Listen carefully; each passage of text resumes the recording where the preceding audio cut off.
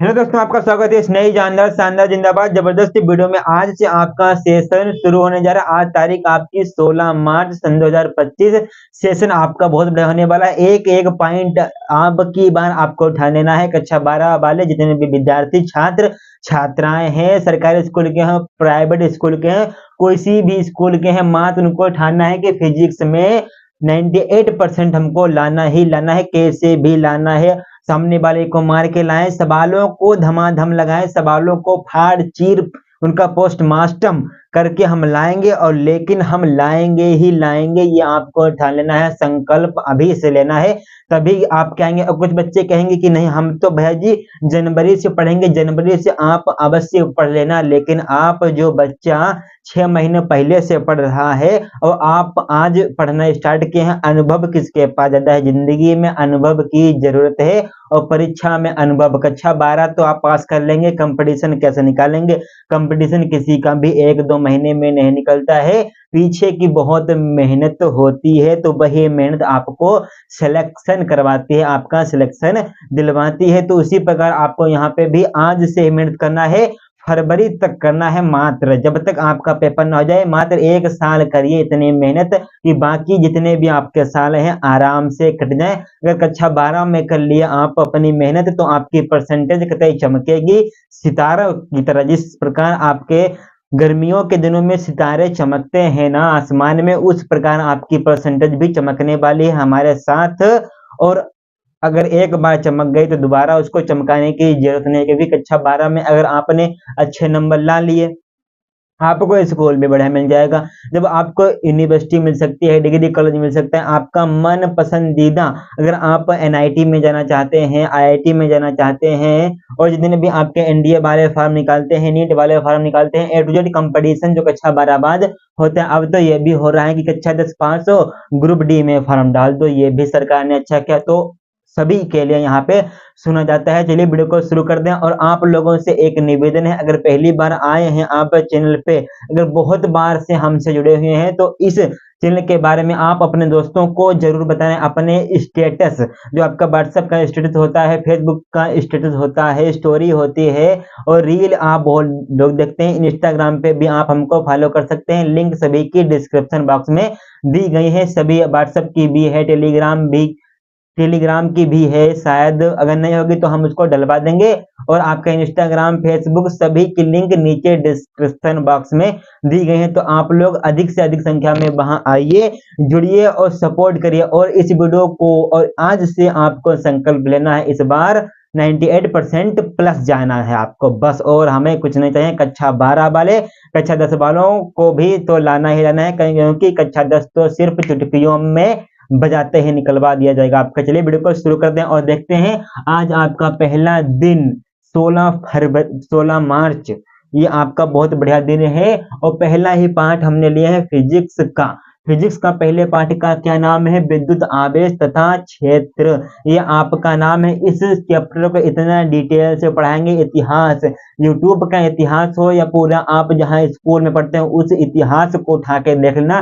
जिस प्रकार हम यहाँ पे नोट्स आपको बनवाने वाले हैं, पढ़ाने वाले हैं बाबूजी, उस प्रकार आपको कहीं भी पढ़ाया नहीं गया होगा और नहीं जा सकता। अब हमारे वीडियो को देखने के बाद और कोई पढ़ा दे तो उसको अलग बात बोलेंगे, लेकिन आपने ऐसा कभी नहीं पढ़ा होगा जैसा हम आपको यहाँ पे आज पढ़ाने वाले हैं। तो विद्युत आवेश का तो एक एक पॉइंट पे होगी नजर, एक पॉइंट भी नहीं छूटेगा आपका। तो यूनिट आपकी एक होने वाली है स्थिर विद्युतिकी क्या है, फिर उसके बाद विद्युत आवेश तथा क्षेत्र। तो सबसे पहले हम यहाँ पे एक एक एक पॉइंट को क्लियर करते हुए चलेंगे। एक एक पॉइंट जब आपका होगा क्लियर, तभी आपका चैप्टर, एक भी प्रश्न, एक भी न्यूमेरिकल, एक भी डेरिवेशन यहाँ पे नहीं छूटने वाला है।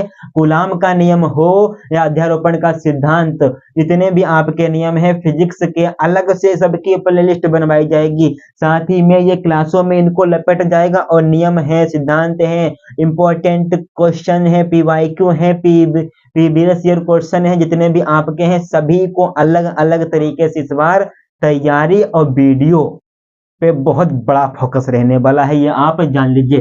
तो स्थिर विद्युतिकी क्या है? स्थिर विद्युतिकी, विद्युतिकी को आपको यहाँ पे याद रखना है कि आवेश है। स्थिर का मतलब है कोई चीज स्थिर है, रुकी हुई है भैया जी, रुकी हुई है। तो आपको स्थिर, अच्छा स्थिर विद्युतिकी पढ़ना है तो स्थिर विद्युतिकी की अच्छा परिभाषा बताओ, क्योंकि अच्छा स्थिर विद्युतिकी की तो परिभाषा हमको नहीं बताएगी। तो आज आप सुनिए स्थिर विद्युतिकी की परिभाषा है क्या? भौतिक विज्ञान की वह शाखा जिसमें स्थिर आवेश या रुके हुए आवेश का अध्ययन किया जाता है। किसका?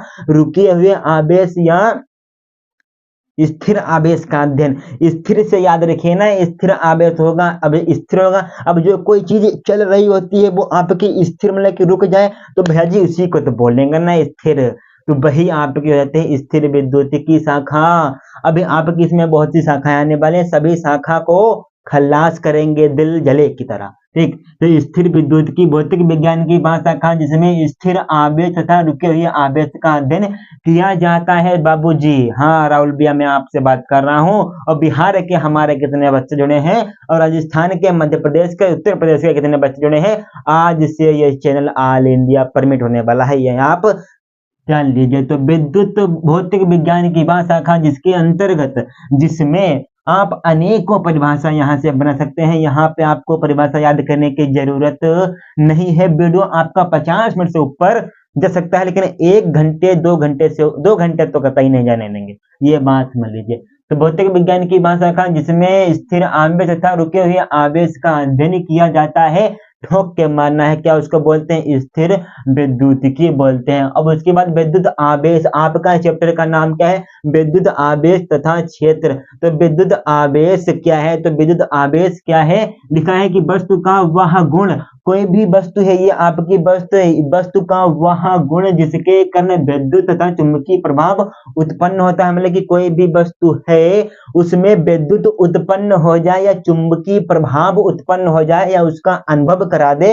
या हो जाए, ये आपकी विद्युत आवेश है, आवेश है। लेकिन क्या है, लेकिन हम ऐसे कैसे? आपने कक्षा छोटी क्लासों में अक्सर देखा होगा कि आपका फ्रेंड ये साइड में बैठा है, वो आपकी कॉपी से पेज को फाड़ता है, एक पेज को पूरा दिया भैया जी फाड़ उसने, तो उसको और छोटे छोटे टुकड़ों में फाड़ा, चीरा फाड़ा, उसका पोस्टमार्टम किया उस पेज का, बहुत छोटे छोटे टुकड़ों में तोड़ दिया, फाड़ दिया।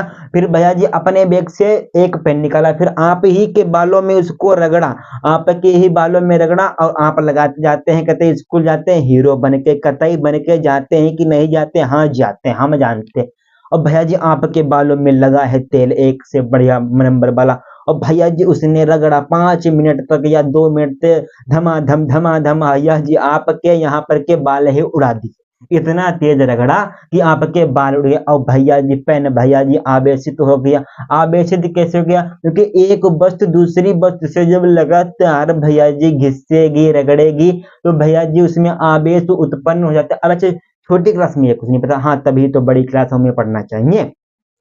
और भैया आवेश हो गया उत्पन्न, धमाधम, ये आपके यहाँ पर के बाले उड़ा दिए।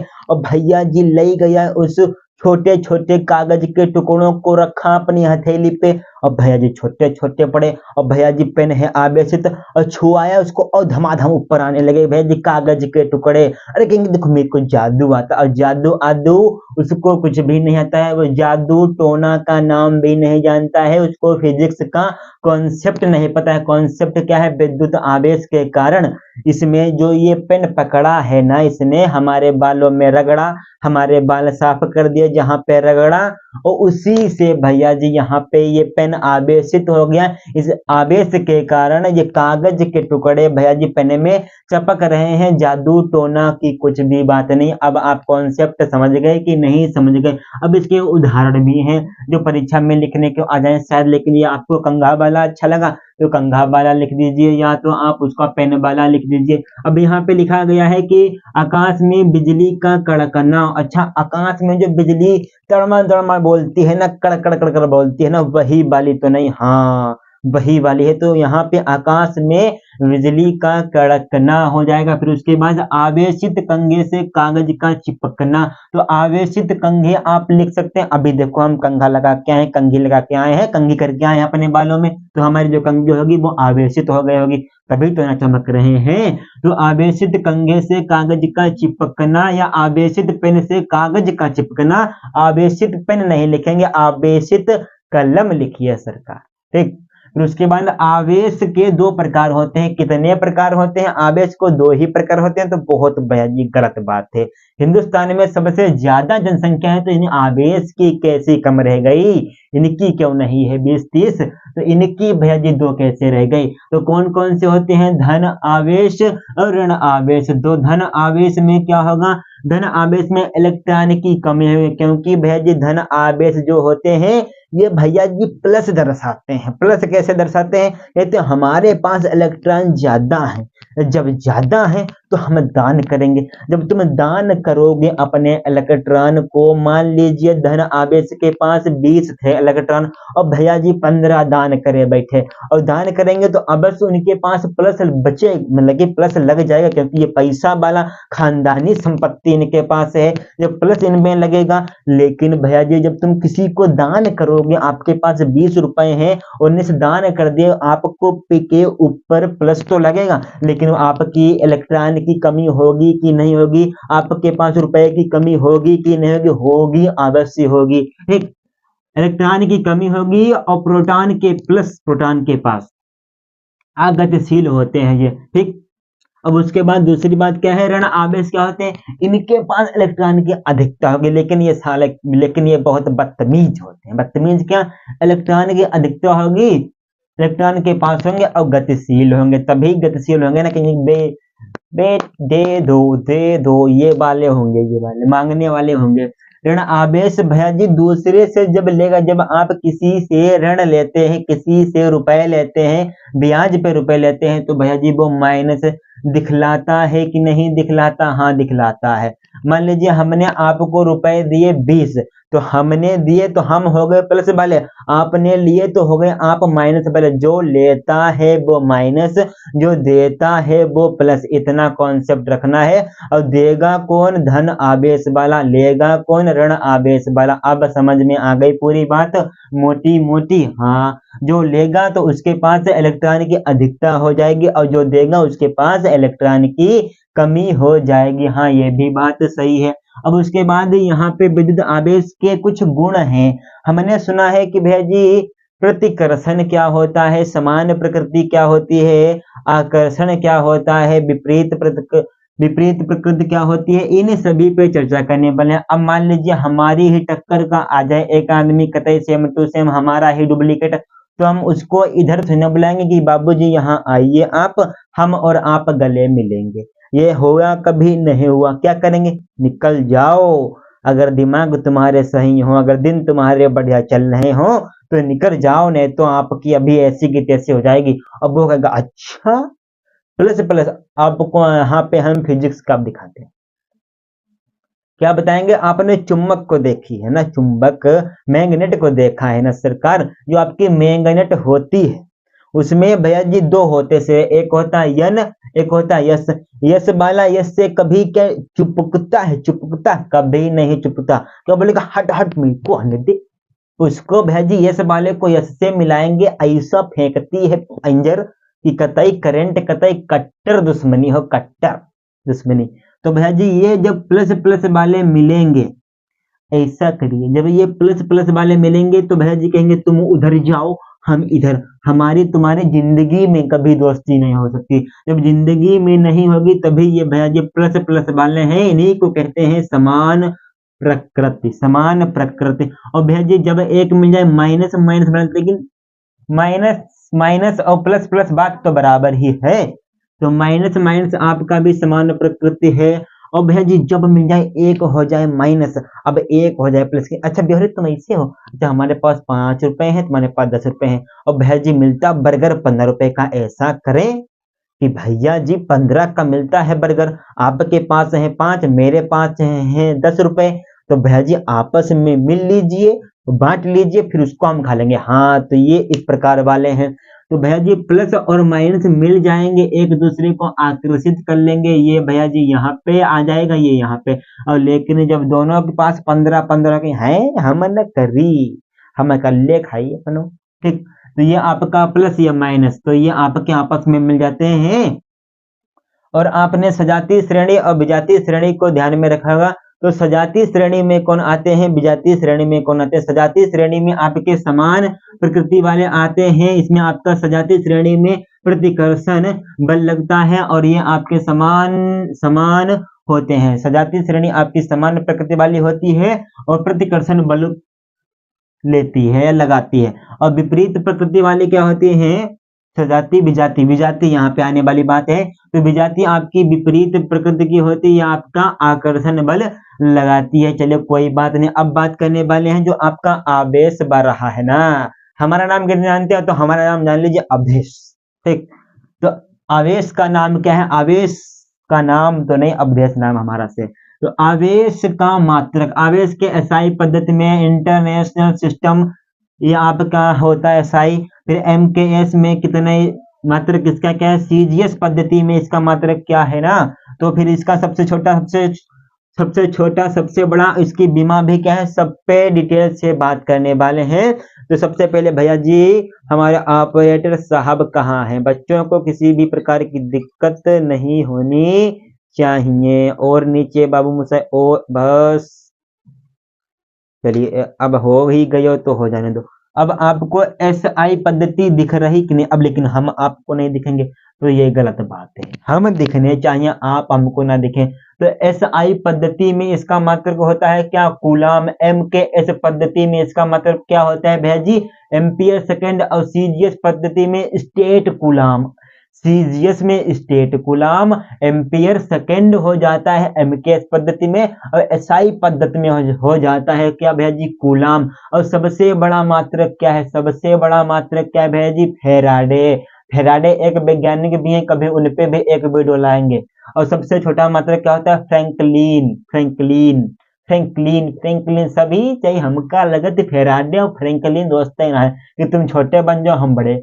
तो फेराडे बड़े, फ्रैंकलिन छोटे। एमकेएस पद्धति में एम्पियर सेकेंड, सीजीएस पद्धति में स्टेट कूलाम, एसआई पद्धति में आपका कूलाम। लेकिन एसआई पद्धति आपकी इसमें चल रही है वर्तमान में, तो आपको एसआई पद्धति का ज्यादा याद रखना है। एमकेएस में एम्पियर सेकेंड आपसे नहीं पूछ जाएगा, लेकिन आप जब कंपटीशन में बैठेंगे तो इनके नाना भी पूछ जाएंगे। टेंशन लेने की बात तनिक भी नहीं, पूछा सब जाएगा, आपको टेंशन लेने की बात नहीं है।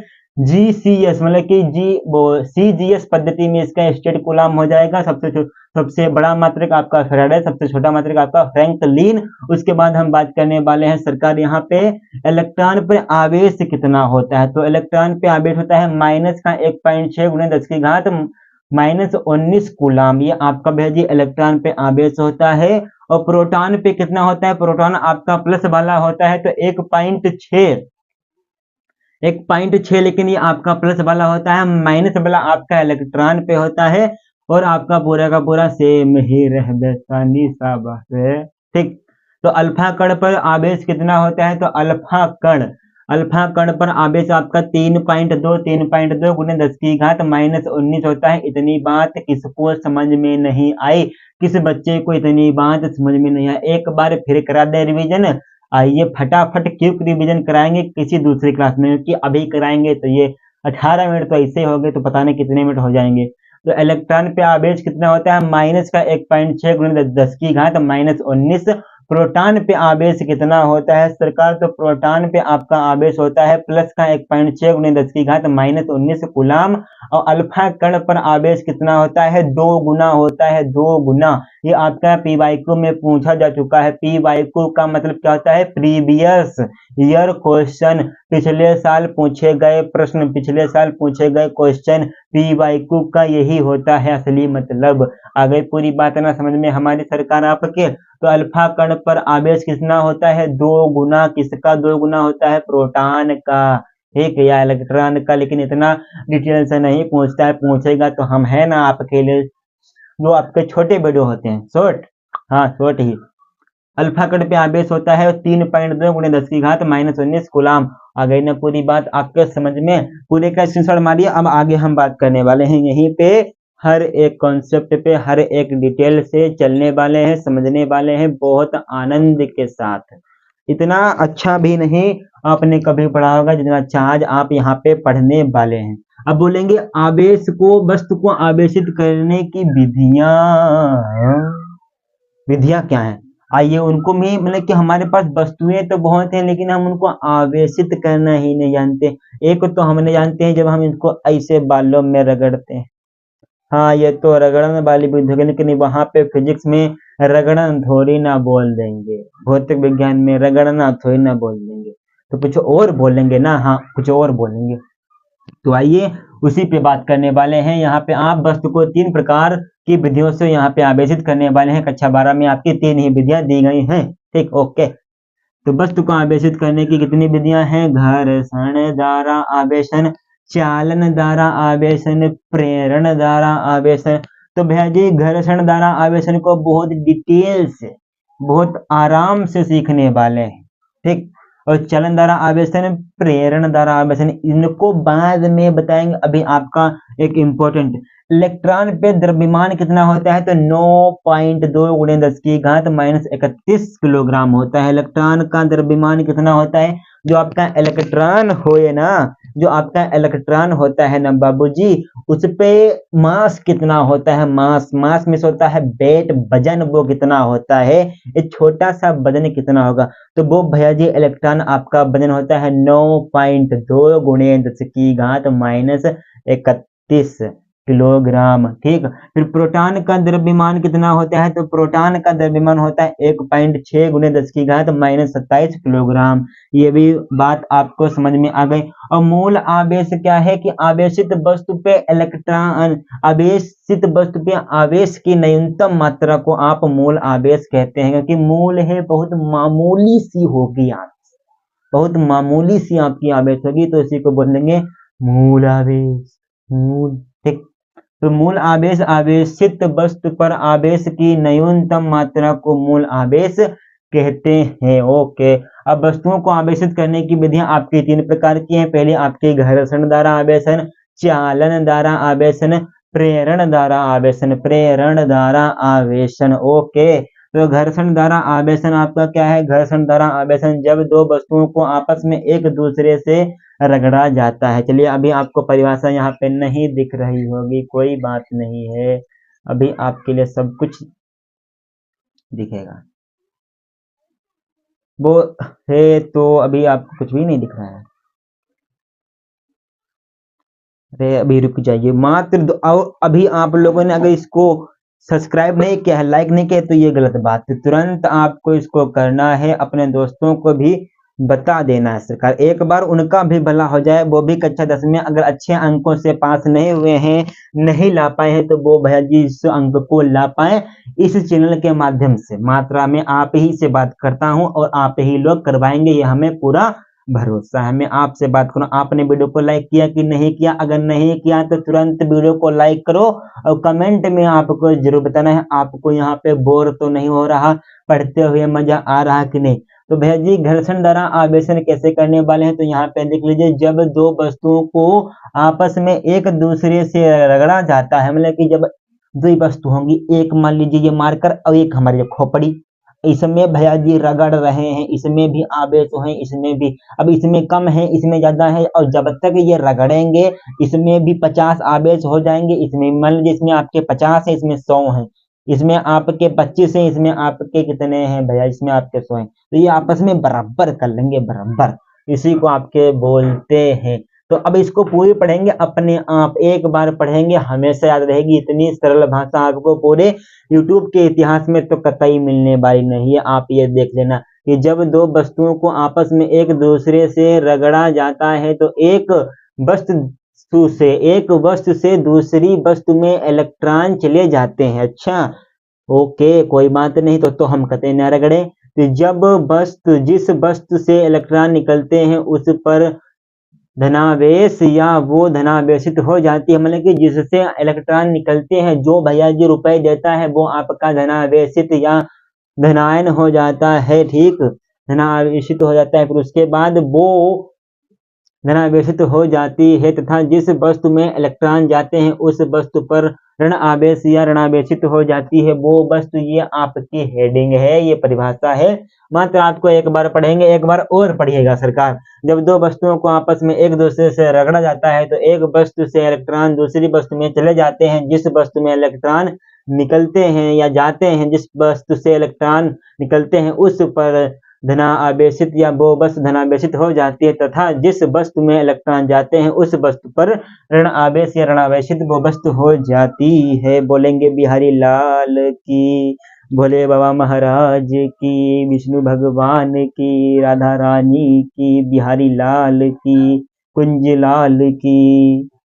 अब समझ में आ गई ना सबके पूरी बात? अब आपका पूरा का पूरा फ्रेम सही है, टेंशन आपको यहाँ पे तनिक भी लेने की जरूरत नहीं है। ऐसे ही आपके मजेदार और आगे देखेंगे इसमें क्या है मसाला। अब हम यहाँ पे देखने वाले हैं कि भैया जी चालन द्वारा आवेशन कैसे होता है, चालन के जरिए, चालन द्वारा आवेशन कैसे होता है, इतना कॉन्सेप्ट इज पावर हम आपको बनाने वाले हैं, पूरा पावर हाउस बनाने वाले हैं। चलिए देखते हैं कि मात्र आप हिंदी पढ़ेंगे, अपने आप इसकी परिभाषा लिख देंगे। इतना आसान तरीके से हम इसकी हिंदी लेके आए हैं। आइए शुरू करते हैं ये वीडियो को।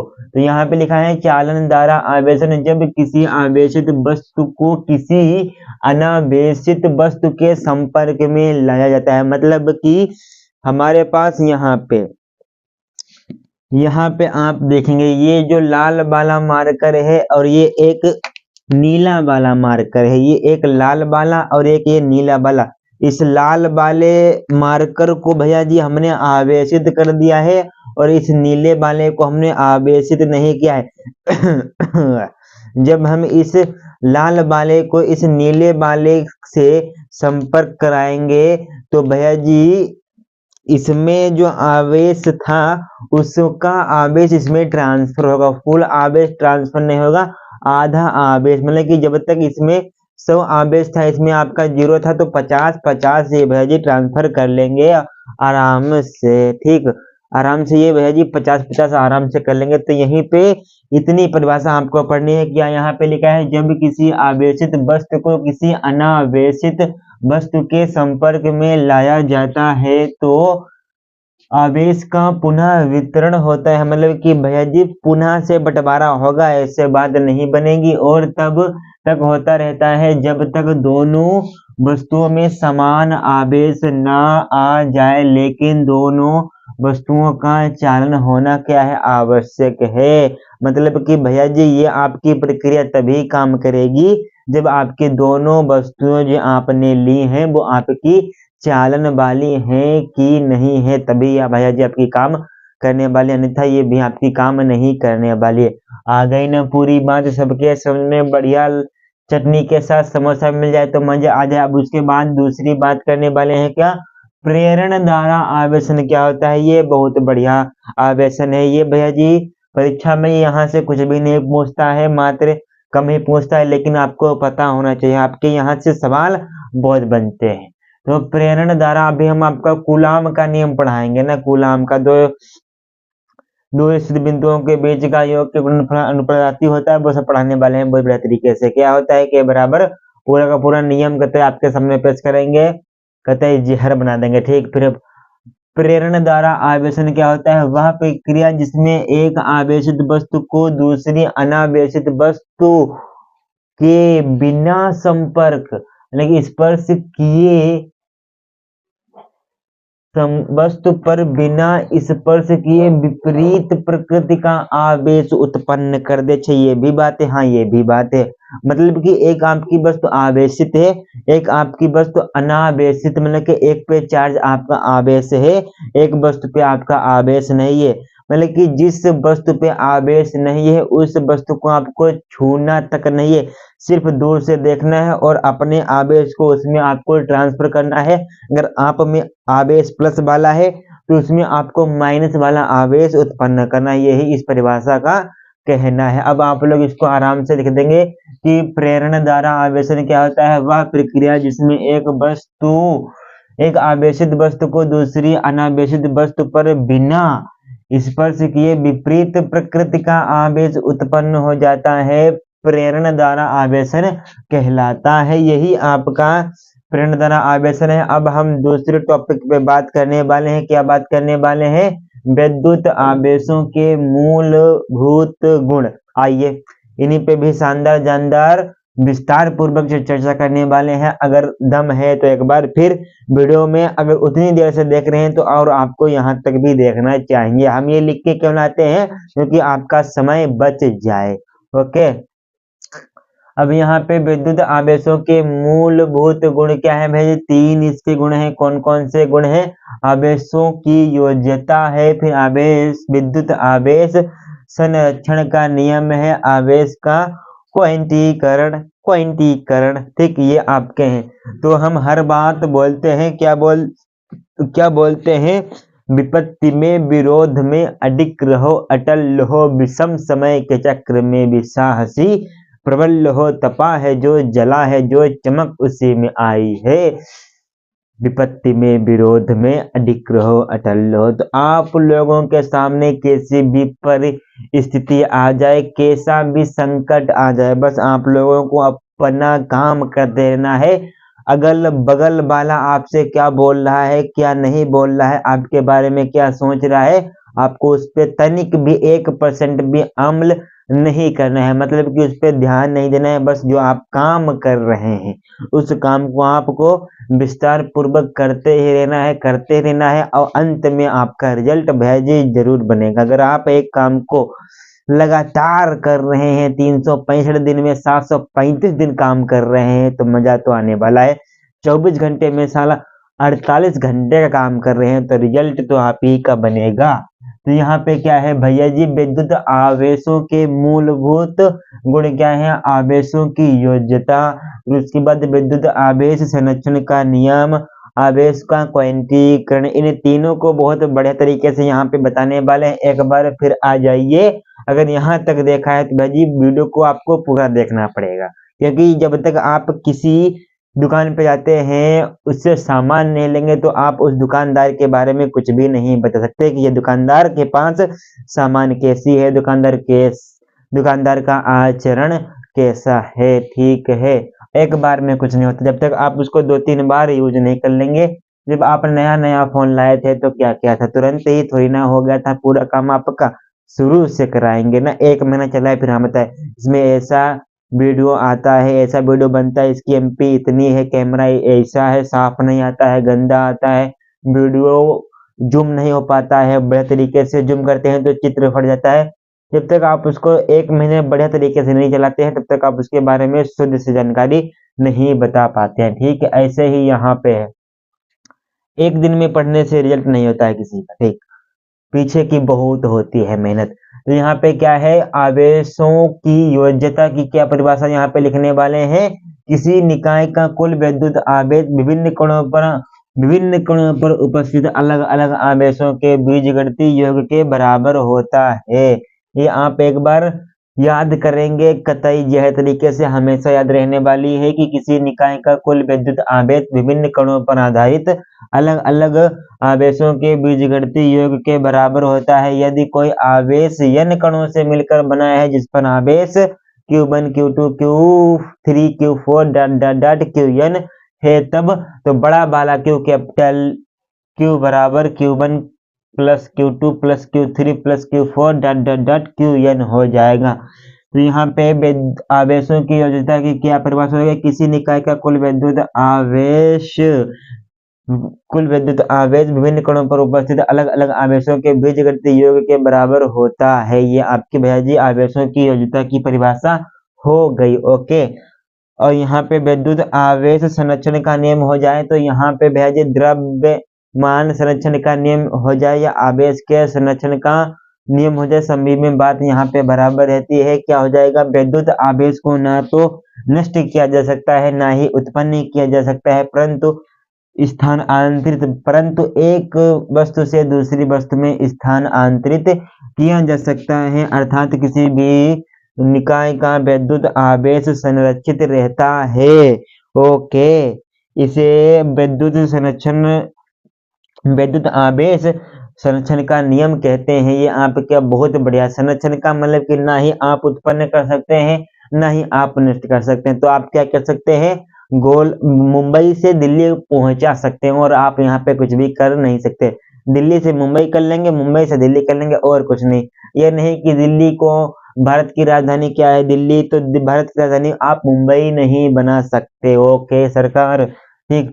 उसके बाद हम बात करने वाले हैं यहाँ पे 3 नंबर वाले की, आवेश का क्वांटीकरण। आवेश का क्वांटीकरण क्या है, बहुत शानदार, बहुत जानदार, जिंदाबाद, जबरदस्त तरीके से भेज देखने वाले हैं। किसी आवेशित वस्तु पर आवेश या कुल मान मूल आवेश, किसी आवेशित वस्तु पर आवेश या कुल मान मूल आवेश का पूर्ण गुणज होता है, जिसे हम आवेश का क्वांटीकरण कहते हैं। ये भैया जी आपका क्या होता है, Q बराबर plus minus N E, Q बराबर प्लस माइनस एन ई होता है। इसको आपको ध्यान में रखना है, क्या होता है, Q बराबर प्लस माइनस एन ई। यहाँ पे ई आपका क्या है भैया जी, इलेक्ट्रॉन है। आवेश समझ लीजिए, आवेश को आप वैसे सी से लिखते हैं, लेकिन यहाँ पे इलेक्ट्रॉन पर आवेश है भैया जी। ई क्या है, ई इलेक्ट्रॉन पे आवेश है, और एन क्या है, आवेश, आवेश की संख्या, ठीक, आवेश की संख्या, नंबर। और नंबर आपके कैसे होंगे, 1 2 3 4 5 6 7 वाले होंगे, ठीक। और ई आपका आवेश भैया जी, इसमें आपका बटे में नहीं होगा और ना ही ये पॉइंट में जाएगा। प्लस माइनस कर सकता है, लेकिन ये दिक्कत की बात नहीं, लेकिन ये आपका बटे में नहीं जाएगा और ना ही इसका आंसर पॉइंट में आएगा। ये आपने सीख लिया। अब कोई बार जो आपकी वीडियो आने वाले हैं वो आपकी कूलाम के नियम पे होंगी, अध्यारोपण का सिद्धांत होगा, और आपकी जो वैद्युत बल रेखाएं होती है उनमें कहता है धुआंधार तरीके से वैद्युत बल रेखाएं कैसे काम करती हैं, कितने प्रकार की होती हैं, सभी पे डिटेल से चर्चा करने वाले हैं। और अपना ख्याल रखिए, दूसरों का भी ख्याल रखिए, खाना आप आराम से खाते रहिए।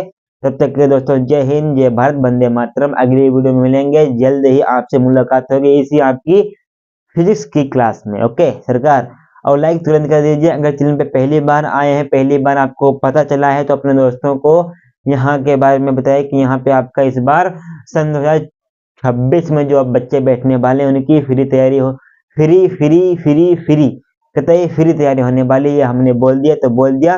पीडीएफ आप यहाँ से स्क्रीनशॉट लेके बना सकते हैं आराम से। यहाँ पे सब कुछ कतई पीडीएफ द्वारा ही पढ़ाया जाएगा, टेंशन लेने की बात नहीं। कोर्स आपका पूरा हम कराएंगे, न्यूमेरिकल भी हम लगवाएंगे, आपके नंबर भी अच्छे हम ही दिलवाएंगे आपको। बस आपको मेहनत करना होगा, रोज क्लासेस को देखना होगा, कमेंट में बताना होगा कि क्लास में क्या कमी रही है, वो अगली क्लास में आपके दूर कर जाएंगे। अगर आपका कोई डाउट रहता है तो वो आप कमेंट में हमें जरूर बताएंगे। और हमारे टेलीग्राम भी चैनल है, इंस्टाग्राम पे भी हमारी आईडी है, फेसबुक पे भी हमारी आईडी है, और आपका यूट्यूब पे तो आपके है ही। तब तक के लिए दोस्तों जय हिंद, जय भारत, वंदे मातरम। अपना ख्याल रखिए दूसरों का।